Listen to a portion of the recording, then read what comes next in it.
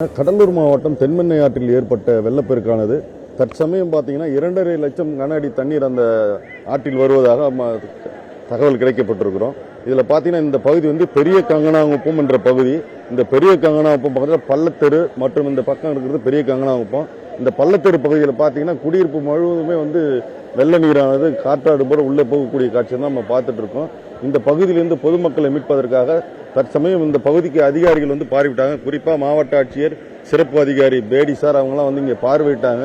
இந்த பகுதியில் பார்வையிட்டு தற்சமயம் வந்து அந்த பகுதியிலிருந்து பொதுமக்களை மீட்பதற்கு காவல்துறை வந்து ரப்பர் படகு மூலம் வந்து அங்கே பயணிச்சுட்டு இருக்காங்க. இவர்கள் வந்து பாதிக்கப்பட்ட அந்த பகுதிகளுக்கு சென்று அந்த குடியிருப்புகளில் யாரேனும் பொதுமக்கள் இருக்காங்களான்னு பார்த்து அவர்களை வந்து வெளியே கொண்டு வரக்கூடிய காட்சி போயிருக்காங்க.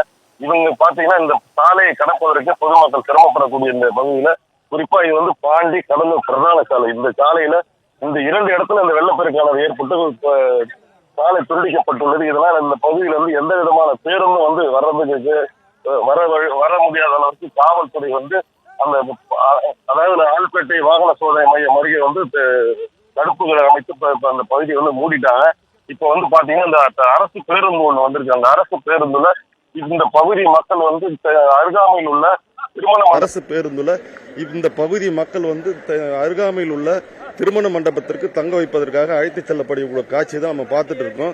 இந்த பக்கம் பார்த்தீங்கன்னா பெரிய கங்கனாங்குப்பம் இந்த குடியிருப்பு பகுதியில் பார்த்தீங்கன்னா முழுமையாவே வந்து வெள்ள நீர் உள்ள புகுந்திருக்கு.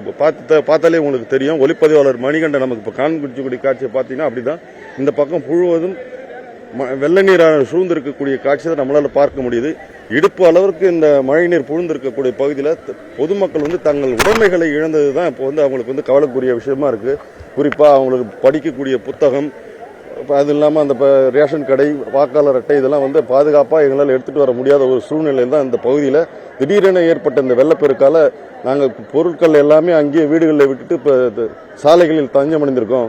மாவட்ட நிர்வாகம் அருகாமையில் உள்ள இப்ப திருமண மண்டபத்துக்கு எங்களை தங்க வைக்க ஏற்பாடு செய்துள்ளோம். அந்த பகுதிக்கு நாங்கள் செல்கிறோம் அப்படின்னு சொல்லியிருக்காங்க. மாவட்ட நிர்வாகம் அந்த சிறப்பு முகாம்களில் வந்து மருத்துவ முகாம் மற்றும் உணவுகள்லாம் வந்து ஏற்பாடு செய்து இப்ப அந்த பகுதியில் அந்த பொதுமக்களை அழைத்து செல்லக்கூடிய காட்சி தான் பார்க்கிறோம்.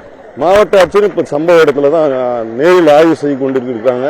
சிறப்பு அதிகாரி தற்சமயம் இந்த வெள்ளப்பெருக்கு ஏற்பட்டுள்ள பகுதியில் வந்து நேரடியாக வந்து ஆய்வு செய்து அவர்கள் வந்து இந்த நிவாரணப் பணிகளை வந்து முடுக்கி விடக்கூடிய காட்சியை தான் நம்ம இப்ப பார்த்துட்டு இருக்கோம்.